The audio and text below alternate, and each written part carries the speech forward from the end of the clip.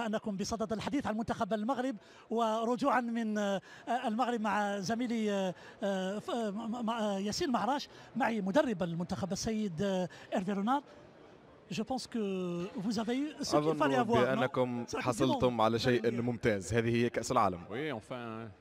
نعم، أظن بأن الجميع كان يريد أن يتفادى إسبانيا بصراحة، ولكن نحن ورثنا بهذا التحدي الكبير. إنه شرف وصعوبة في نفس الوقت بصراحة، وكذلك مع وجود بطل أوروبا في مجموعتنا الأمر لن يكون سهلا. وإيران كمنتخب أخير سنلعب أمامه المباراة الأولى في مجموعتنا، والمباراة الثانية أمام البرتغال، والثالثة والأخيرة أمام إسبانيا. هذه كأس العالم، هذا هو المستوى العالي، فيجب أن نواجههم برأس المرفوع. يبدو بأن أول صعوبات إسبانيا والبرتغال. من الجيد عندما ننظر إلى هذا الأمر أن تواجهوا إيران كمباراة أولى.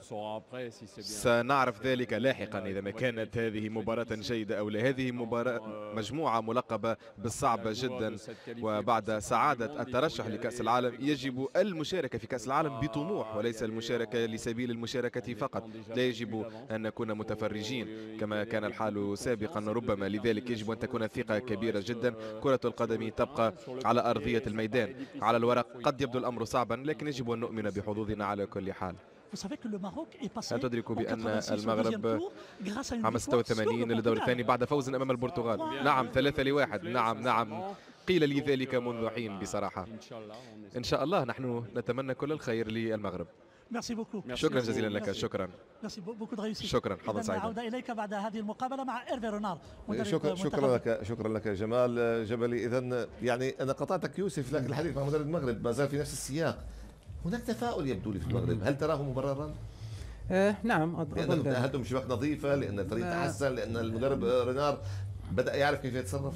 ليس فقط عدم استقبال الأهداف أبو خالد، لكن حتى تطور المستوى شفناه في المباراة الأخيرة. تقريبا 5-6 مباريات تم الاستقرار على تشكيل أساسي تقريبا 10 لاعبين. المشكل اللي كان في المنتخب المغربي هو كثرة التغييرات على المستوى اللاعبين وحتى على المستوى التقني. المدربين تعاقبوا يعني مدربين كثر على المنتخب. المدرب اظن عنده شخصيه كما قلت، عنده طريقه، عنده اسلوب، عنده اشياء جديده اضافها، طور من اداء المنتخب. وبالتالي كما قلت مع البرتغال واسبانيا تقريبا هم المرشحين اكيد على الورق، لكن مباراه المغرب مع ايران هي المفتاح كما قلت بالضبط مع البرتغال، وتاريخنا مع البرتغال جيد. اذا في نفس الاطار، في نفس المجموعه، جمال جبالي ومعه مدرب البرتغال.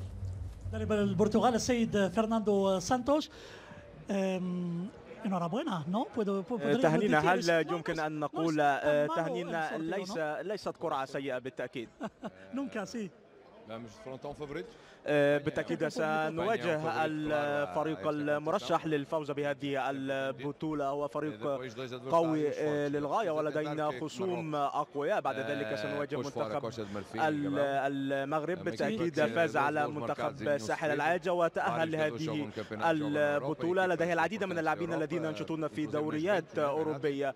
بالتأكيد هي خصوم في غاية القوة. لدينا أيضا منتخبات صعبة، لدينا لاعبين في هذه المنتخبات يلعبون في الدوريات الأوروبية في كل هذه المنتخبات التي سنواجهها في هذه المجموعة. لذا يمكننا القول أنها ليست مجموعة سهلة بالنسبة لنا، ولكن علينا أن نؤدي جيدا، علينا أن نظهر بقوة، علينا أن نؤدي مباراة جيدة أمام إسبانيا وأن نسجل أهدافا. ولكن بالتأكيد منتخب البرتغال دائما لديه حظوظ في كل البطولات، وبالتأكيد سنتجهز ونتحضر لهذه المباراة. المرة الأخيرة التي خاضت خلالها البرتغال مباراة أمام البرتغال كانت بالتأكيد واجهنا منتخب المغرب من قبل ولم تكن مباراة سهلة ونجحنا في الفوز هناك. أتمنى أن نحظى بحظا سعيدا في هذه المباراة. إذا عودة إليك بعد هذه المقابلة مع السيد فرناندو سانتوش مدرب منتخب البرتغال. نعم، شكرا لك زميلي جمال. إذا المغرب لاعبة مع البرتغال من قبل، إيران مدربها البرتغالي